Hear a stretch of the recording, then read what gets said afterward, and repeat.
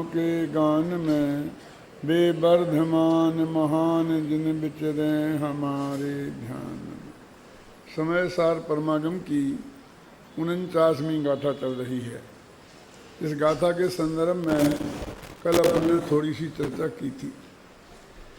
ये गाथा आत्मा का स्वरूप बताने वाली गाथा है और आचार्य कुंद कुंद के 5 ग्रंथ राजों में उपलब्ध है।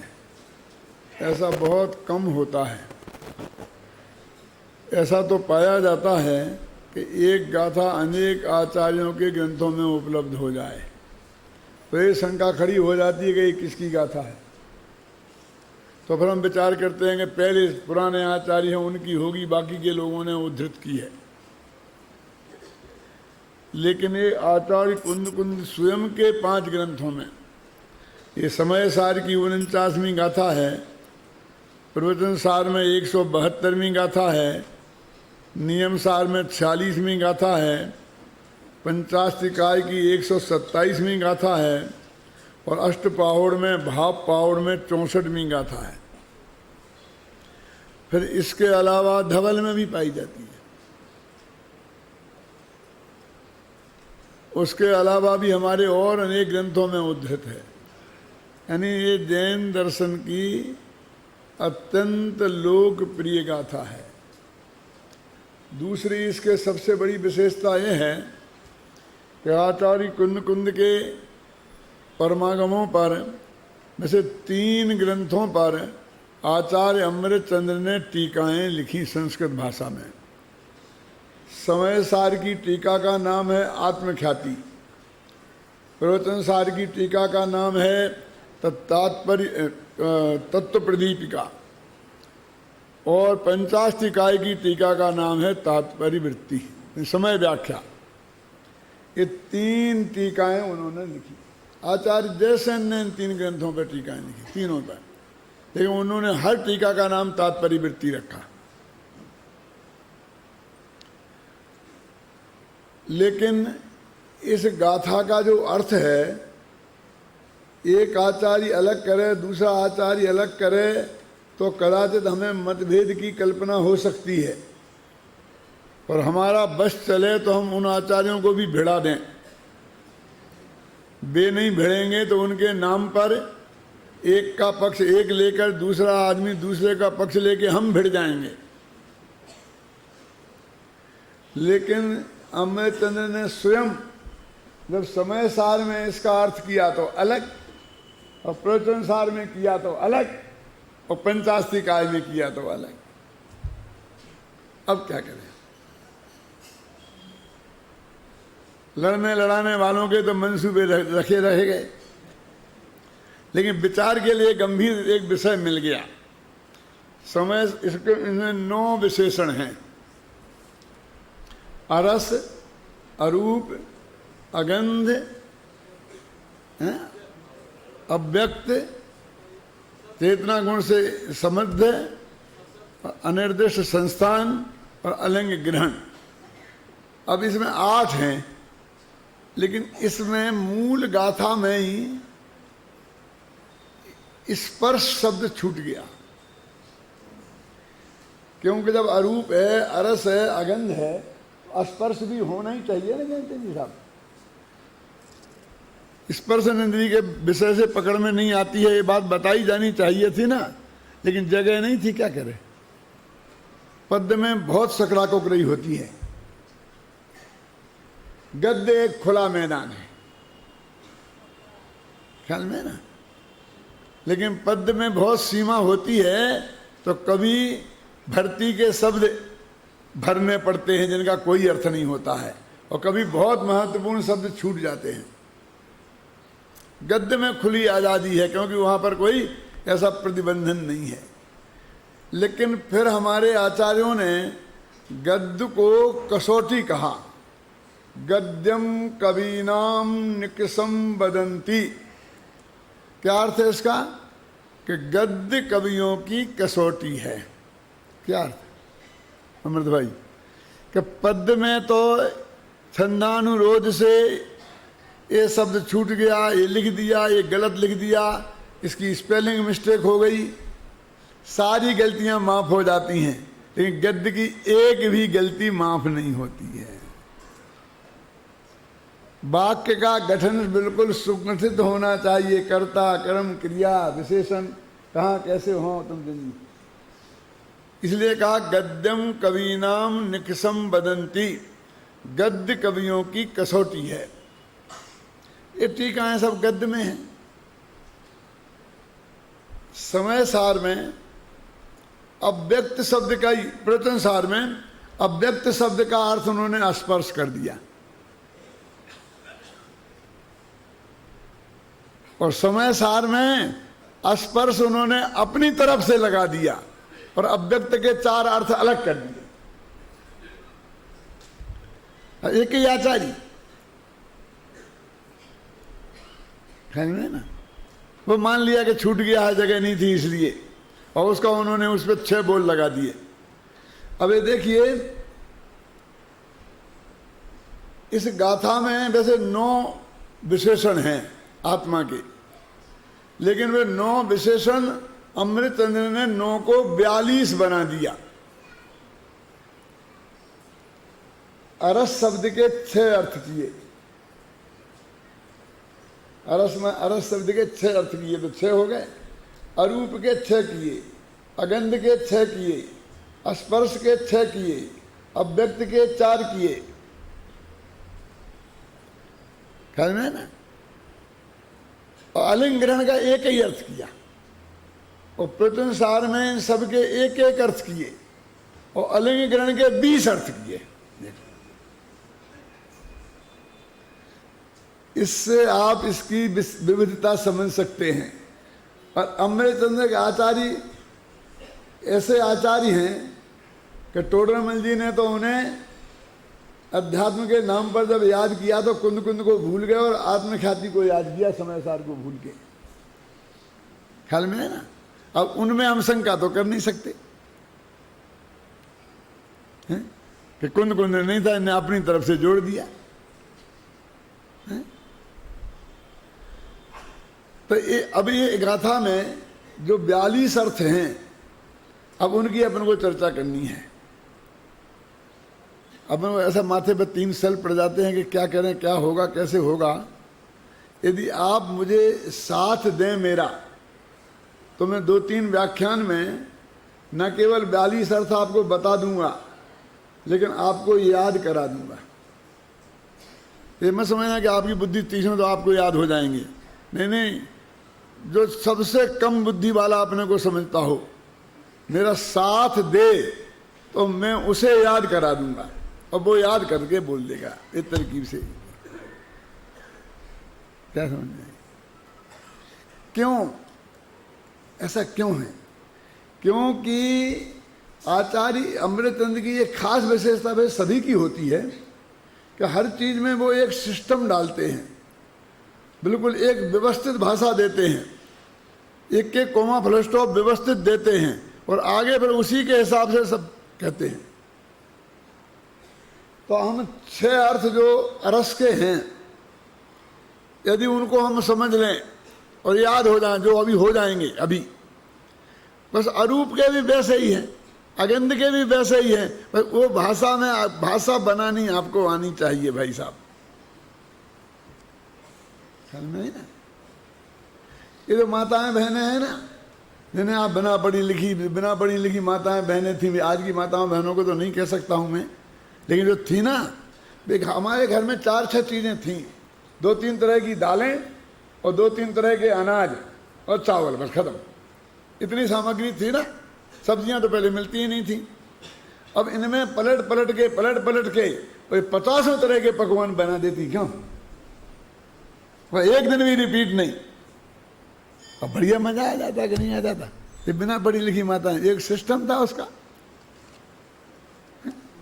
ख्याल में है ना। वो सिस्टम समझ लिया, काम खत्म। ऐसा सिस्टम इसमें भी है। इसलिए मैं आपको सिस्टम समझाना चाहता हूं। बेटे को 10 बजे स्कूल जाना था। सुबह 7 बजे से चिंता हो रही थी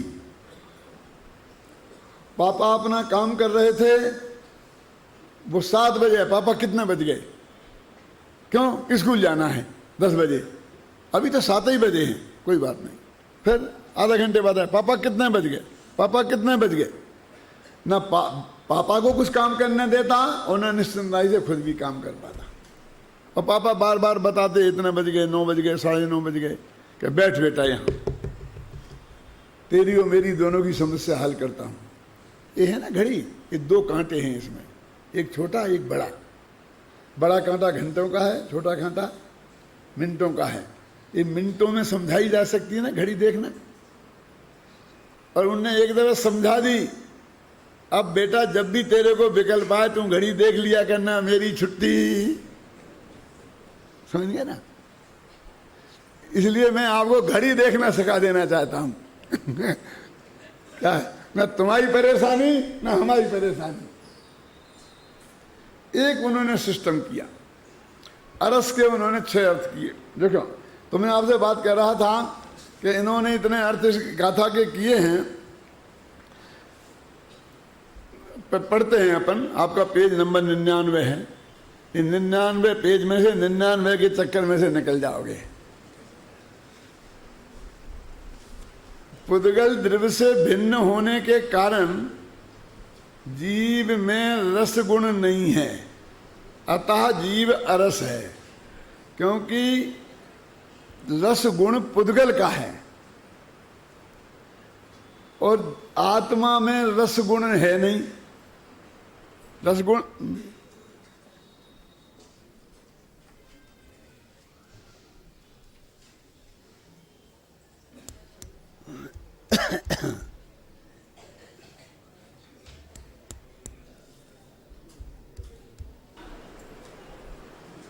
प्रकृति हमें एक संदेश दे रही है कि तुम कैसे बनिया हो।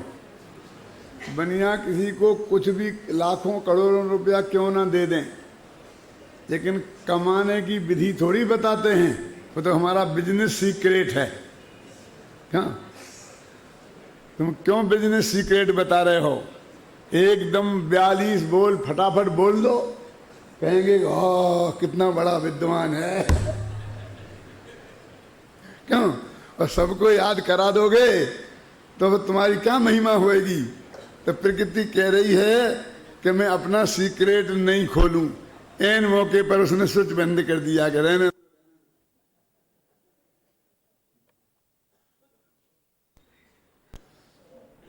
देखो, इसमें उन्होंने एक पद्धति अपनाई है, मैं आपको बता रहा था ना, मैं तो खोल देता हूं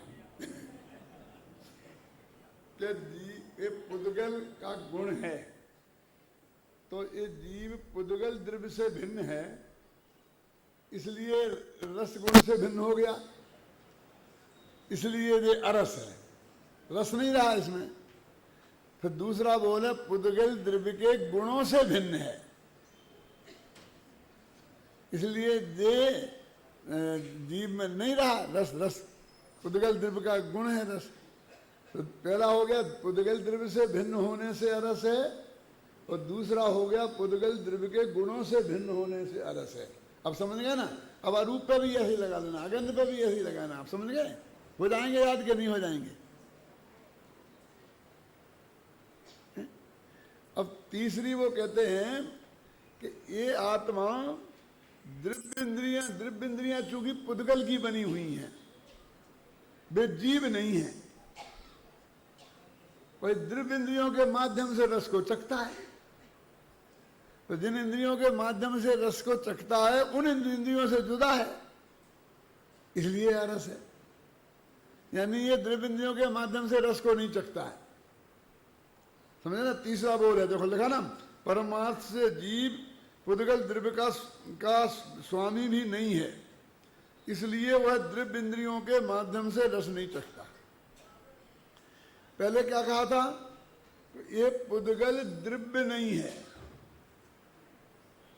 दूसरे में क्या कहा? पुद्गल द्रव्य का गुण नहीं है।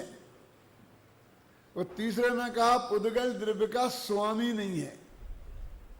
तो ये जो क्या चल रहा है, जीवाजीवाधिकार, तो जीवाजीवाधिकार में मैंने पहले कई दफे कहा है कि एकत्व और ममत्व दो चीजों का निषेध किया है। वो कर्ता कर्माधिकार में कर्तृत्व और भोक्तृत्व इन दो चीजों का निषेध किया है। तो एकत्व ममत्व में, एकत्व ममत्व माने स्वामित्व, ममत्व का दूसरा नाम है स्वामित्व, एकत्व का दूसरा नाम है अपनत्व। तो ये पुद्गल द्रव्य नहीं है जो एकत्व का निषेध हो गया, और पुद्गल द्रव्य का स्वामी नहीं है कि पुद्गल द्रव्य इसका स्वामी नहीं है, ये ममत्व का निषेध हो गया। तो जीवाजीव अधिकार की मर्यादा में भी चल रहे, अर्थ कर रहे थे। देखो फिर पहले से पढ़ता हूं, ध्यान से सुनना। पुद्गल द्रव्य से भिन्न होने के कारण जीव में रस गुण नहीं है, इसलिए जीव अरस है। आ गया ना। पुद्गल द्रव्य के गुणों से भिन्न होने के कारण जीव स्वयं भी रस गुण नहीं है। पहले में था कि जीव में रस गुण नहीं है, और दूसरे में है जीव स्वयं रस गुण नहीं है। पहले में जीव परद्रव्यों से भिन्न, और दूसरे में परद्रव्य के गुणों से भिन्न, और तीसरे में परमार्थ से जीव पुद्गल द्रव्य का स्वामी भी नहीं है। अरे परमार्थ से माने निश्चय न से, क्योंकि वो आएगा आगे, तुम कहोगे हम ये मकान के स्वामी नहीं है क्या, आगे दृष्टि हमारे नाम है, ख्याल में आई ना। तो उन्होंने परमार्थ लगा दिया, इसलिए वह द्रव्येंद्रियों के माध्यम से रस नहीं चखता। अब क्या कह रहे, कह हम रसना से रस नहीं चखते। हम तो रोजी ना यही मानते, रसना इंद्रिय किसे कहते हैं, जिससे रस चखा जाता है। तो कहते हैं रस गुण तो पुद्गल का है, और हम पुद्गल के स्वामी हों तो ही उसका रस चख सकते हैं, समझे ना। हर आदमी स्व का रस स्वामी चखता है। पत्नी का रस पति चखता है, पति का रस पत्नी चखता है। स्वस्वामी संबंध हो ना, इसका स्वस्वामी संबंध ही नहीं है। तो द्रव्येंद्रिय के माध्यम से रस नहीं चखता है, वो भावेंद्रिय के माध्यम से रस नहीं चखता। देखो स्वभाव दृष्टि से विचार करें, ऊपर कहा था परमार्थ से, अब परमार्थ में भी स्वभाव दृष्टि, क्योंकि परमार्थ माने होता है निश्चय, और निश्चय में एक अशुद्ध निश्चय नय भी है उत्तम चंदी। तो अशुद्ध निश्चय नय से जीव रागादिक का कर्ता भोक्ता और स्वामी है। इसलिए इन्होंने इसमें स्वभाव दृष्टि लगाया कि इसमें ये विभाव दृष्टि वाला निश्चय नहीं लगाना, स्वभाव दृष्टि वाला निश्चय नहीं लगाना, ख्याल नहीं ना। तो स्वभाव दृष्टि से जीव सायोग सम्यक भाव रूप भी नहीं है, इसलिए द्रव्येंद्रिय के माध्यम से नहीं, इसे भावेंद्रिय के माध्यम से रस नहीं चखता, इसलिए अरस है। चार हो गए ना, दो तो हुए, एक द्रव्य का एक गुण का, तीसरा हुआ द्रव्येंद्रिय का, और चौथा हुआ भावेंद्रिय का। अब उनके विशेषण क्यों दिए हैं वो जरा ध्यान से आपको अपने उपयोग में पहले बैठाने पड़ेंगे। द्रव्येंद्रिय के माध्यम से रस नहीं चखता, इसलिए वो अरस है, और भावेंद्रिय के माध्यम से रस नहीं चखता, इसलिए अरस है। तो उसमें लगाना परमार्थ से, और इसमें लगाना स्वभाव दृष्टि से। अब जो पांचवा बोल बहुत गजब का है, अम्बे चंद जैसा आचार्य निकाल सकता है। वो क्या कहते हैं कि आप हमें नहीं जानते, कि नहीं जानते, कि क्यों नहीं जानते, अकेले तुम्हीं को थोड़ी जानते हैं, हम सबको जानते हैं। तो सबको जानते हैं इसलिए हम तुम्हें नहीं जानते। कैसा तर्क है कि आत्मा अकेला रसोई को थोड़ी चखता है, तो रूप को, गंध को, स्पर्श को और दुनिया सब चीजों को जानता है, इसलिए अकेला रस को चखने वाला हम कैसे कह सकते हैं, क्या? इसलिए रस कहते हैं। अब आप कहोगे ये तो मेरे को दोना पट्टी जैसी बात लगती है कि नहीं लगती है। मैं ये सब सोचता रहता हूं बैठा बैठा कि ये कोई तर्क है। मैं बहुत आचार्यों में भी बहुत शंका करता हूं, माने गुरुदेव की भाषा में आशंका, कि ऐसा नहीं, इसका कोई हेतु होना चाहिए, ऐसी बात नहीं, इसमें कोई गहराई होनी चाहिए। तो गहराई क्या है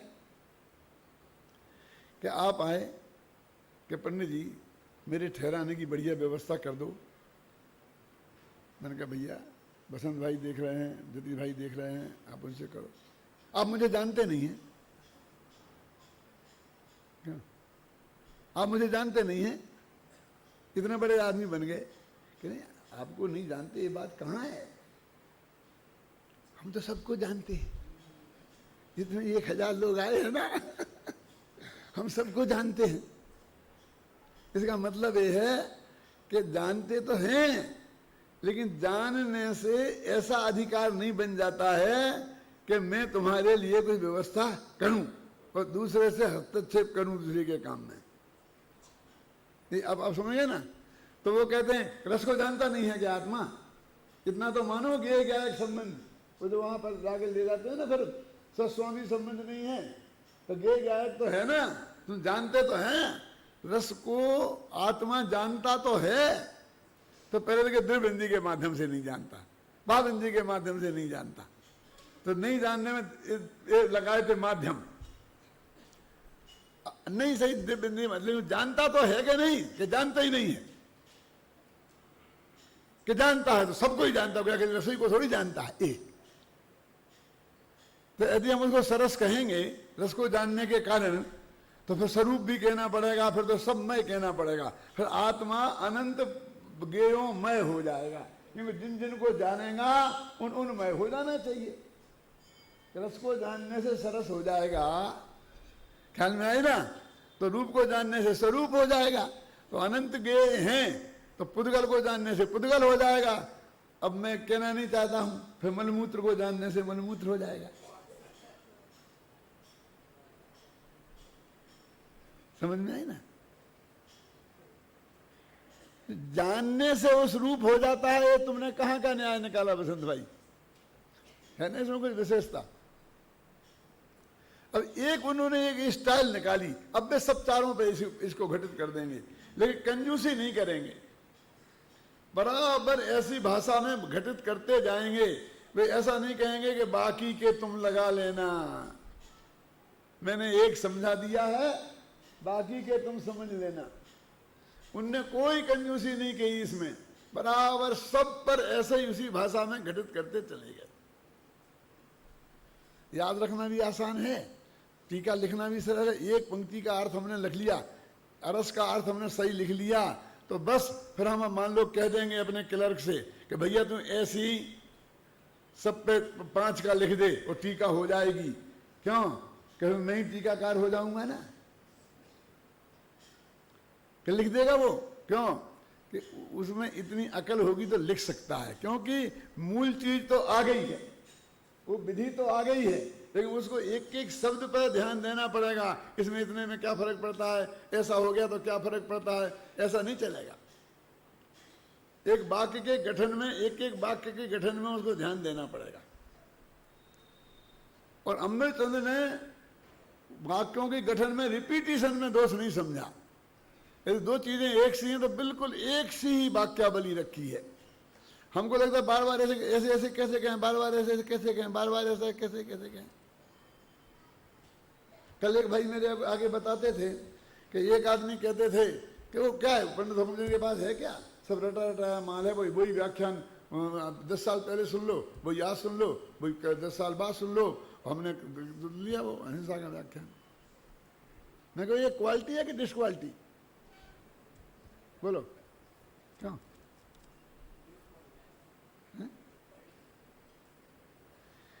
वही जो मैंने 25 वर्ष पहले सागर में व्याख्यान दिया था यूनिवर्सिटी में, वही मैंने आज द्वारा दे दिया, बिल्कुल हूबहू, एक कोमा फुल स्टॉप का फर्क नहीं पड़ा 25 साल बाद। तो 25 साल बाद में तो रटी रटाई चीज भी भूल जाते हैं। यदि तुम्हें डिस्क्वालिटी लगती हो तो मैं कहता हूं कि कल जो तुमने क्लास में पढ़ाया था अब हूबहू पढ़ा दो बेटा आज, उसके वैसी का वैसा पढ़ा दो। क्यों प्रकाश? पढ़ा दो। यदि एक शब्द रिपीट नहीं होना ये क्वालिटी है, तो अक्षर अक्षर रिपीट हो जाना ये भी क्वालिटी है। लेकिन ना रिपीट का कर में हो सका और ना नया का ठिकाना ना रिपीट का ठिकाना, बस वो समझ लो भगवान मालिक है। हम देखना आप इनकी वाक्यावली देखना आप, जो लोग इसमें रुचि रखते हैं, मैं अपने विद्यार्थियों से कहना चाहता हूं कि वे इस तरह मिलान करके देखना अमृतचंद की वाक्यावलियों को। क्या कह रहे, पांचवा बोल क्या है? अपने किसी विद्यार्थी से बोलूंगा तो अभी हाल बता देगा। गुरुदेव के प्रवचन से सुबह फटाफट, क्यों ऐसा ध्यान से सुनते हैं और सार के रूप में बता देते हैं कि नहीं बता देते हैं? अशोक जी कैसे बता देते हैं? ये सब हम तरकीब सिखाते हैं उन्हें। और आपको अभिमान होए ना तो इधर हमारे विद्यार्थियों के साथ बैठ जाओ, निकाल के बताना तुम कैसे बड़े हो।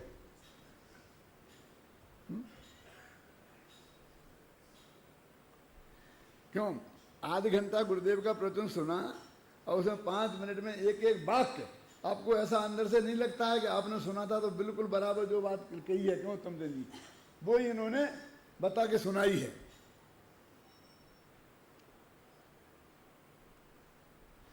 उसके हर एक चीज की टेक्निक है, आप उसको अपनाएंगे तो ही उसमें पार पा सकते हैं, अन्यथा पार नहीं पा सकते हैं। तो पांचवा बोल क्या था? अब मैं बहुत सरल भाषा में बोलता हूं, रस को जानता है इसलिए तो सरस है कि ऐसा जानने से सरस होने लगते तो नामालूम है कि किस किस को जानता है। तो स्त्री को जानता है तो स्त्री हो जाता आत्मा, मलमूत्र को जानने से मलमूत्र हो जाता, अग्नि को जानने से अग्नि हो जाता, आकाश को जानने से आकाश हो जाता। तो फिर पर द्रव्य के दो द्रव्यों के बीच में सीमा रेखा कैसे खिंचती? जानने से वो सरस कैसे हो गया? रस को जानने से सरस हो गया। और अकेला रस को ही थोड़ी जानता है, सारी दुनिया को जानता है। जानने से कोई सरस नहीं होता। ये पांचवा बोल है। अब पहला कौन सा था? देखो अभी याद करा, बोलने की जरूरत नहीं है। पुद्गल द्रव्य से भिन्न होने से रस रूप नहीं है, इसलिए अरस है। समझे ना? पुद्गल द्रव्य से के गुणों से भिन्न होने से ये रसगुण रूप नहीं है, इसलिए अरस है। द्रव्येंद्रिय के माध्यम से रस को नहीं चखता क्योंकि ये उसका स्वामी नहीं है, इसलिए अरस है। भावेंद्रिय के माध्यम से परमार्थ रस को नहीं चखता, इसलिए अरस है। परमार्थ से द्रव्येंद्रियों के माध्यम से रस को नहीं चखता और स्वभाव दृष्टि से भावेंद्रियों के माध्यम से रस के। क्यों स्वभाव दृष्टि क्यों का लगा दी? क्योंकि ये विकार तो आत्मा की है ना, पर तो वो तो पर था। अब लगा यहाँ कौन सा नहीं लगेगा, वहां कौन सा नहीं लगेगा, वो अपने आप हो जाएगा। यहाँ तो तीसरे बोल में तो अगला निश्चय नहीं चल लगाने से काम चल जाएगा, और उसमें शुद्ध निश्चय नहीं लगाने से काम चलेगा। ख्याल में है ना? ये लगेगा। अब 5 हो गए ना, और अकेले रस को उनको नहीं चखता, इसलिए अरस है। और अब छठवां बोल देखो, कहा समस्त गेयों का ज्ञान होने पर भी सकल गे ज्ञायक के तादात्म का निषेध होने से रस के ज्ञान रूप में परिणमित होने पर भी स्वयं रस रूप परिणमित नहीं होता, इसलिए अरस है। कि सकल गे का ज्ञायक है, सारी दुनिया को जानता है, सारी दुनिया को जानता है। अब उत्तम चंद जी के प्रवचन में भी ये बात थी कि उनके ज्ञान रूप परिणमित होता है, वो रस के ज्ञान रूप परिणमित होता है, रस रूप परिणमित नहीं होता। हम इतना भेद ही नहीं कर पाते क्या? बता रहे कर्ता कर्म की बता रहे थे ना उत्तम चंद जी कि अज्ञानी अज्ञान भाव का करता है, ज्ञानी ज्ञान भाव का करता है, हैं? जो परद्रव्य का करता तो ना ज्ञानी है ना अज्ञानी है। परद्रव्य के जो हुआ और उसे करने का जो हमें राग पैदा हुआ, तो राग का कर्ता अज्ञानी है, क्योंकि वो कर्ता बनता है। वो भी उस राग को करता हो ऐसा नहीं है, वो तो होता है, और ज्ञानी उस राग का कर्ता नहीं बनता है, इसलिए वो नहीं। राग ज्ञानी को भी होता है, विकल्प ज्ञानी को भी होता है, तो फिर क्या होता है कि उस विकल्प को वो जानता है, तो वो उस जानन क्रिया रूप से परिणमित होता है, इसलिए वो ज्ञान क्या करता है, वो राग रूप परिणमित नहीं होता, ना वो पदार्थ जैसा हुआ उस रूप परिणमित होता है, ना उसको करने का जो राग उसे पैदा हुआ ना उस राग रूप परिणमित होता है, और उसके जानने रूप ज्ञान रूप वो अपरिणित अवश्य होता है, इसलिए उस जानन क्रिया का करता है। और फिर ये भी कहेंगे कि उसको कोई विकल्प नहीं है जानने का भी, सहज जानने में आता है, इसलिए हम कहेंगे परम सदनिष्ठ होने से वो करता ही नहीं है किसी का ही नहीं, उसने ज्ञान कुछ नहीं किया, हो गया ज्ञान। तो जैसे अपने लोक में कहते हैं ना, प्रेम किया नहीं जाता है, हो जाता है, ध्यान किया नहीं जाता है, हो जाता है, ऐसे ही ज्ञान किया नहीं जाता है, हो जाता है। क्या कह रहे हैं आप? कल मैंने लास्ट में जो बात कही थी ना, वो पूरी बात नहीं कह पाई थी जल्दी में, कि हम क्या जाने और क्या नहीं जाने, इतना तो हमको करना पड़ेगा ना। क्रमबद्ध परायण में मैंने लिखा है तुम कुछ नहीं करना, कुछ नहीं करना, कुछ नहीं करना, तो जानना कि नहीं जानना, कि हाँ जानना, तो फिर क्या जानना और क्या नहीं जानना, इसका विवेक तो करना ही पड़ेगा ना। कि नहीं कुछ नहीं करना पड़ेगा, क्या बात कर रहे हो? इस ज्ञान को छुट्टा छोड़ दें सांड जैसा, कि चाहे जिसको जाने, क्यों कि तुम मत घबराओ। ये जो ज्ञान की पर्याय है जो पैदा होती है, जो जानने का काम करती है, वह एक समय की पर्याय, वो अपने ज्ञेय को लेकर के ही पैदा होती है। तो उसे किसे जानना है, वो तुम्हारा काम नहीं है। ये घर में तुम्हारे बच्चा पैदा हुआ है ना, इसे कौन पिलाएगा, इसे दूध कौन पिलाएगा, और पैसा कौन लाएगा, और क्या होगा, वो तुम्हारे भरोसे नहीं आया है, वो अपने भाग्य के भरोसे आया है। क्यों? समझ में आए ना?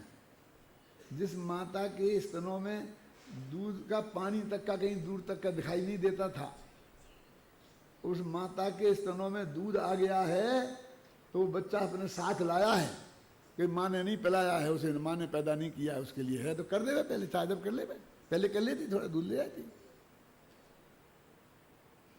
क्यों? और वो जाएगा तो अपना भाग्य साथ में लेके जाएगा। समझ गया अपना?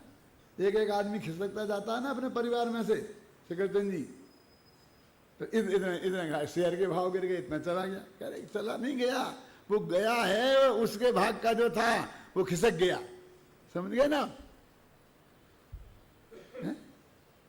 बेटी थी घर में, खूब कमाई हो रही थी, और गई शादी हो करके, तो साहब कमाई भी बंद हो गई और माल भी ले गई। तो जिसके भाग्य से आ रहा था अब अगर ले गई, तेरा क्या गया?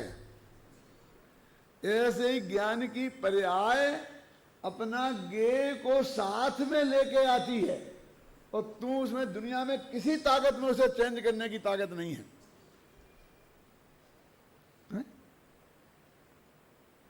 बोला है क्या नहीं?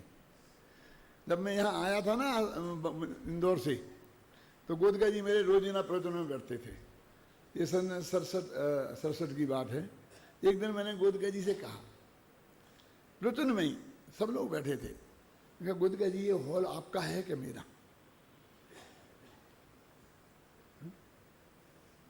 वे तो बेचारे बहुत भोले जीव थे, तो एकदम सहज भाव से गदगद होके वहां बस चाहता की भांति देखते रहे, कोई जवाब देने का तो सवाल ही नहीं था। तो फिर मैंने उस बात को आगे बढ़ाते हुए कहा कि आज से 20 साल पहले मेरे माँ बाप किसी अवधि ज्ञानी मुनिराज से पूछते, ध्यान से सुनना, मैंने कहा तो वही सब रिपीट कर रहा हूं मैं, कि ये मेरा बेटा कहाँ रहेगा जिंदगी भर, और वो मुनिराज यहाँ एक पता बताते, ये हैं, और वो आकर यहाँ देखते तो बिल्कुल नक्की कर लेते कि ये 1 नंबर का डाकू होगा, क्योंकि उस वक्त यहाँ इतनी जंगल था भयंकर, चंबल जैसे, मालूम इतने गड्ढे ऊपर थे, ऐसा चंबल जैसे तो देखे ना, ऐसी हालत थी इस बापू नगर की जमीन की।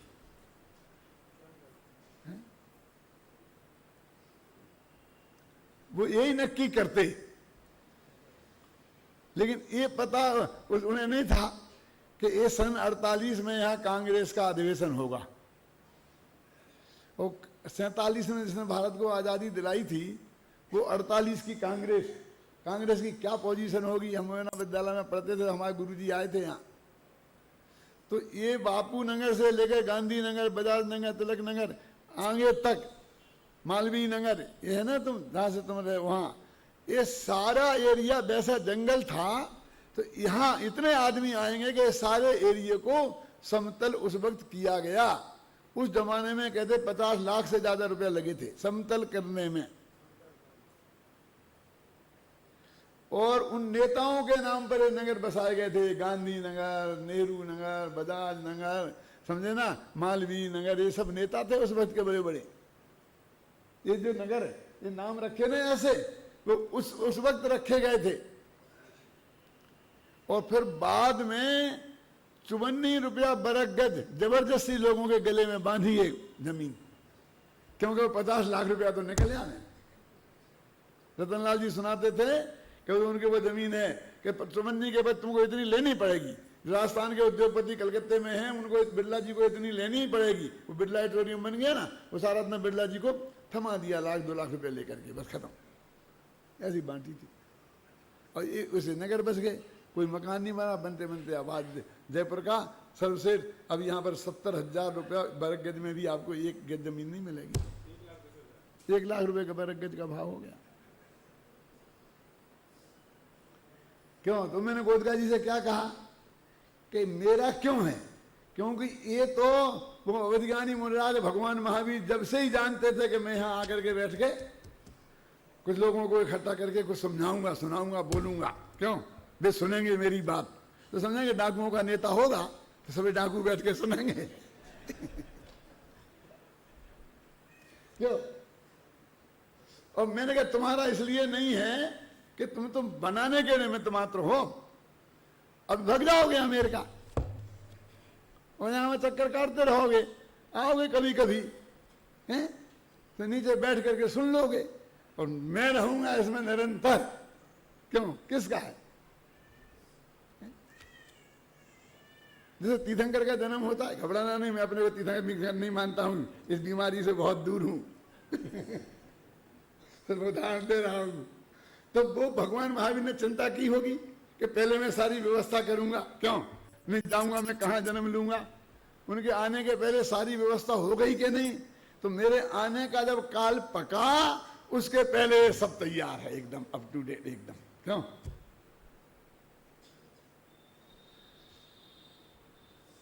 किरमत पढ़ाई की किताब में मैंने लिखा है, खोज सोचा कि हर समय की ज्ञान की पर्याय हर गे को लेकर पैदा होती है, इसलिए ज्ञान की सुरक्षा नहीं की जा सकती, जोड़ा नहीं जा सकता ज्ञान को।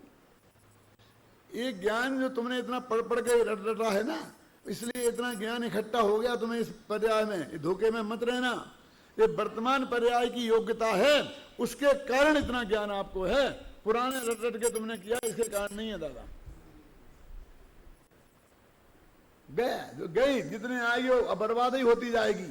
तो अब क्या करें? गुरुदेव फरमाते थे कि जो अभी बुखार आ गया उसको मिटने की दवा दुनिया में कोई नहीं है, क्योंकि वो दवा आ गया और अगले समय तो अपने आप चला जाएगा, तुम क्या मिटोगे। पर अगले समय बुखार नहीं आए, इसी का नाम बुखार का उतरना है। अगले समय में राग पैदा नहीं हो, इसी का नाम राग त्याग है। समझे ना? अगले समय में मेरे ज्ञान का के भगवान आत्मा बने, इसी का नाम मैंने अपने को जाना है। उसमें तेरे को कुछ नहीं करना है। और वो भी सुनो तो समझ लेना, वो भी अभी तो है ना समय, वैसे भी है, और बीच का जो अंधेरा था उसका भी है ना।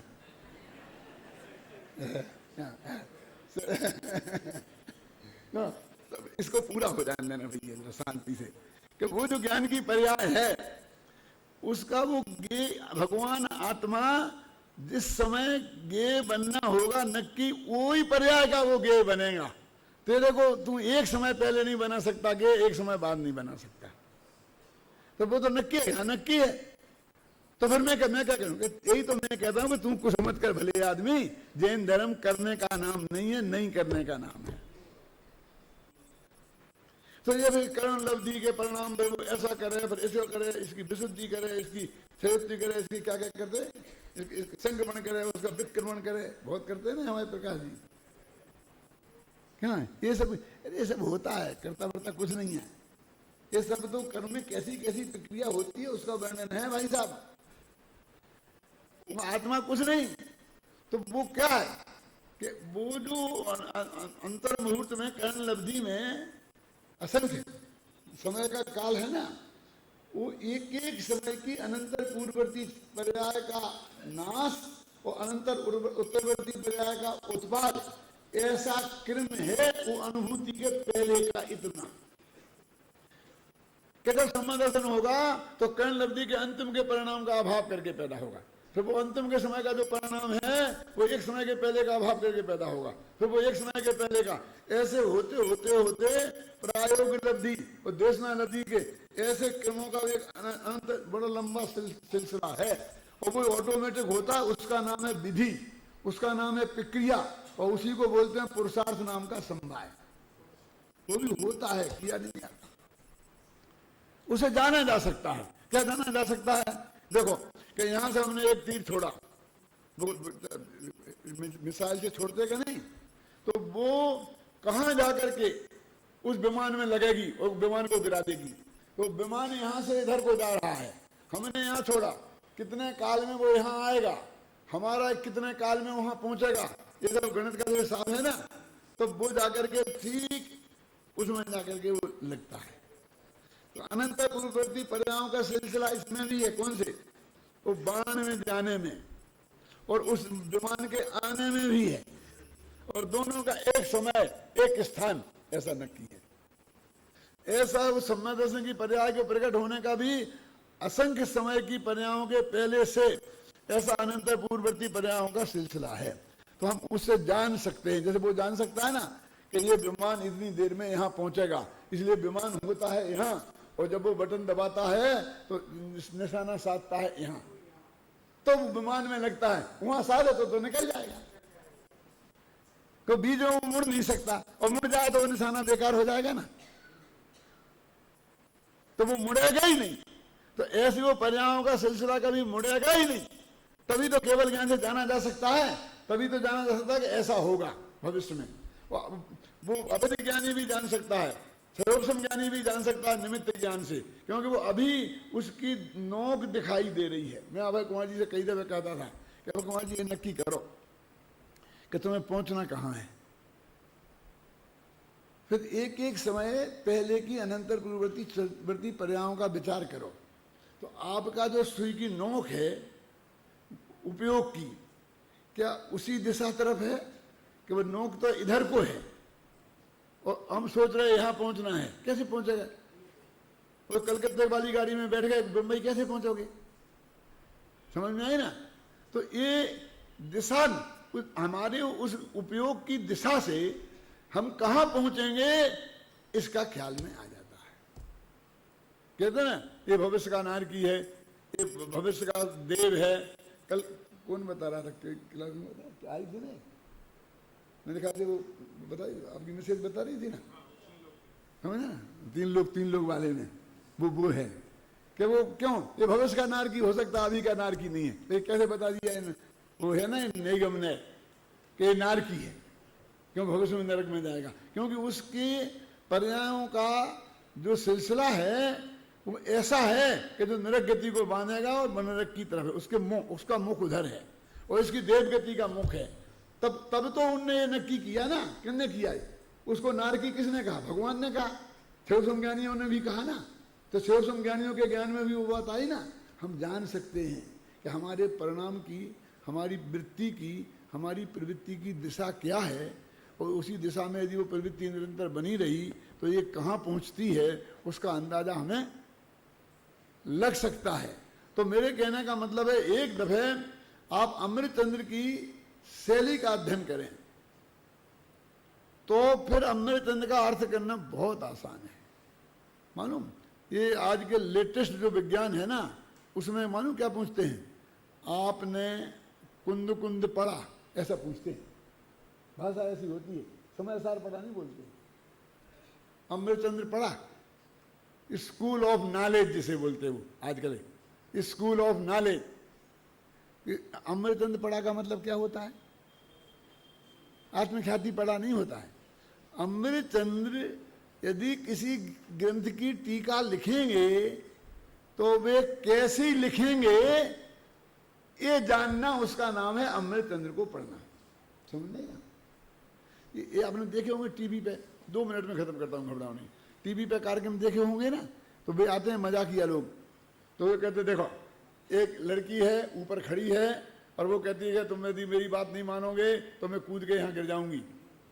तो फिर कहते अमिताभ बच्चन जी से पूछेंगे तो वे क्या कहेंगे इस मामले को, तो वो अमिताभ बच्चन की भाषा में वाह वाह, फिर कहेंगे फलाने जी कहेंगे तो कैसे बोलेंगे, तो उसी स्टाइल में बोल बोल के बताते हैं कि नहीं बताते।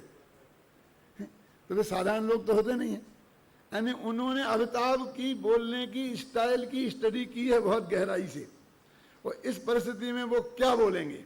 समझे, हमारे गुरुजी मक्खनलाल जी थे ना, वो मालूम क्या कहते थे, मैं उसे विद्वान मानता हूं कि जिसके बारे में लोग पहले से ही बता दें कि इस मामले में वो क्या कहेगा। जो बता दें वो विद्वान नहीं, जिसके बारे में बता दें, माने इस बात का रिएक्शन उस पर क्या होगा वो सारी दुनिया जानती है। वो इतनी क्लियर रेखाओं वाला व्यक्ति है कि मक्खनलाल जी इस मामले में क्या बोलेंगे बता दे जगत, और कोई कहेगा नहीं उनने ऐसा कहा है, झूठ तू नहीं मान सकता, मैं मान ही नहीं सकता कि उनने ऐसा कहा होगा। उसे मैं विद्वान मानता हूं कि जिसकी रेखाएं इतनी क्लियर हों कि हर देश का बच्चा बच्चा ये बता दे कि ऐसी बात यदि आएगी तो ये आदमी क्या एक्शन लेगा, क्या बोलेगा। स्कूल ऑफ नॉलेज बोलते हैं। तो अमृतचंद्र की स्कूल ऑफ नॉलेज, अमृतचंद्र किस विधि से उसका अर्थ करते हैं उसको हम गहराई से अध्ययन करें तो देखो मैंने ये बातें कही आपसे, आपको लोगों बाहर की बातें हैं, इससे आपको ये 6 बोल और 6 छंग 36 बोल, 6 पंचे 30 बोल, इस इतने से आपकी समझ में आ जाएंगे। आप घर पर पढ़ना तो फिर मेरा कल का काम बहुत सरल हो जाएगा।